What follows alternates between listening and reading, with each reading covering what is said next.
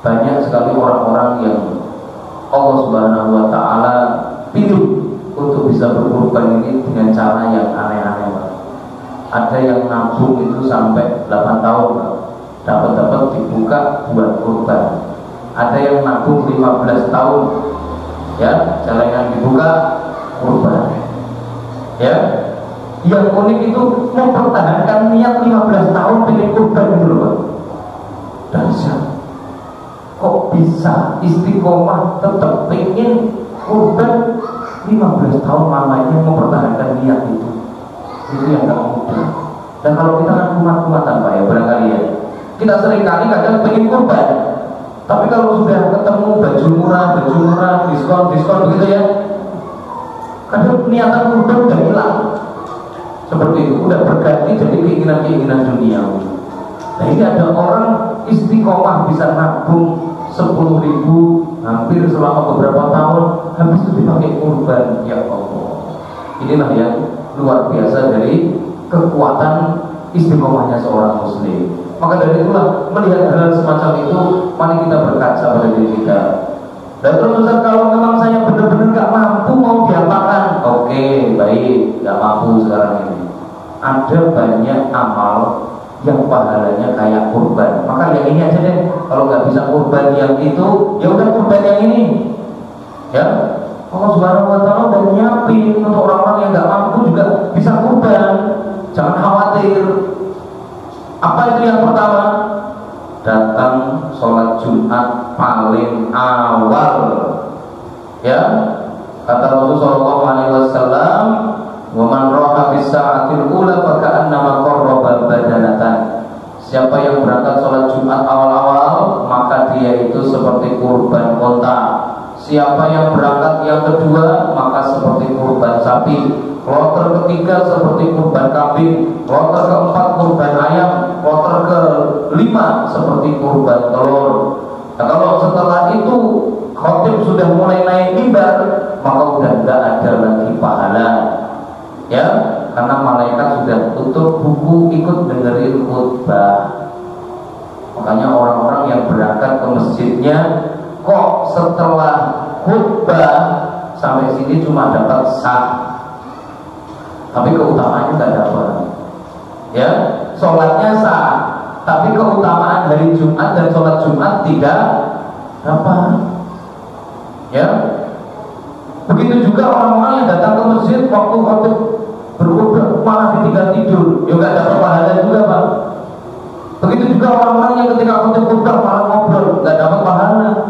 Jangankan begitu, man masal masal fakat lago, orang yang mainan kerikil pada hari Jumat itu berarti telah sia-sia. Waman lago pada Jumat lahu, siapa yang telah sia-sia maka tidak ada Jumat baginya, kata Rasul.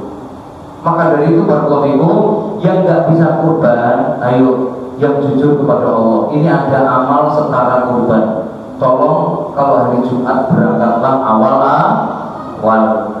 berangkat awal supaya bisa mendapatkan pahala kurban. Ya, seperti itu. Wa idza amara imam, apabila imam sudah hadir dan khutbah, maka para malaikat menutup buku catatan amal. Jadi setiap hari Jumat malaikat itu nungguin di pintu masjid, Pak. Yang datang pertama dicatat, oh kurban sapi, kurban onta, kurban sapi, kurban kambing, sampai terakhir kurban telur, gitu ya. Nah, habis itu ditutup.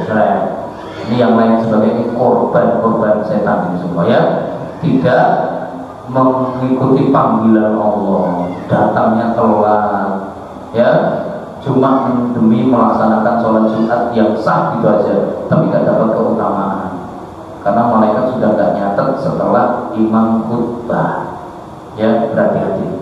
Ini ya, ini yang pertama, amalan kita bagi yang belum bisa kurban. Yang kedua, kalau kita belum bisa kurban, tolong belajarlah ngajarin orang apa gitu yang berguna dan bermanfaat. Ya, la ayyadillahu bika rajulan wahidan khairun laka min an yakuna laka amrun na'am. Sungguh, kalau kamu itu bisa ngajarin orang atau kamu bisa menjadi ya, gara-gara kamu orang berubah jadi baik, maka kamu itu sama dengan kurban unta yang paling mahal. Ya, kalau gara-gara kamu orang berubah jadi baik. Makanya kalau ada yang salah kasih tahu, kalau ada yang keliru benerin. Setelah itu kalau dia berubah jadi baik, kita yang dapat pahalanya, seperti berkurban. Yang ketiga, diantaranya lagi amalan yang setara kurban, ya, yaitu kalau pergi ke masjid, tolong sebelum pulang baca dulu 2 ayat minimal. Ayat apa aja boleh, Pak. Baca Al-Fatihah yang boleh, Al-Falaq, An-Nas, pokoknya yang penting sebelum pulang baca Quran dulu di masjid. Ingat, ini harus di masjid ya. Hadis riwayat Imam Muslim dari Uqbah bin Amir, bahwasanya beliau ini mendengar Rasulullah SAW bersabda, maukah kalian aku beritahu ya bagaimana caranya mendapatkan 2 ekor sapi tiap hari, 2 ekor kambing tiap hari, 2 ekor unta tiap hari. Gimana Rasul? Pengen nggak kalian? Oh pengen dong, kalau bisa begitu ya.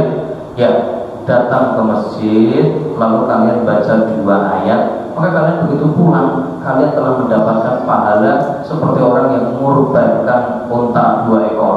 Itu kalau bacanya 2 ayat. Kalau bacanya 4 ayat, 4 ekor. Kalau bacanya 10 ayat, 10 ekor. Masya Allah ya. Jadi ada pahala nih bagi orang yang rindu kurban tapi belum sanggup. Ini ada pahala kurban. Kemudian yang selanjutnya, yang terakhir, ya, bagi kita yang rindu kurban, ada satu lagi amalan, Pak, yang lebih mudah dari itu semua, yaitu membaca Alhamdulillah, ya, Alhamdulillah sebanyak 100 kali. Sebagaimana hadis dari Ummu Hani, beliau bertanya, wahai Rasulullah, saya sudah tua, saya pengen beramal, tapi amal apa untuk orang tua kayak saya ini? Maka Rasul ngajarin, Sabbihullah mi'ata marrah, baca subhanallah 100 kali. Bacalah subhanallah 100 kali.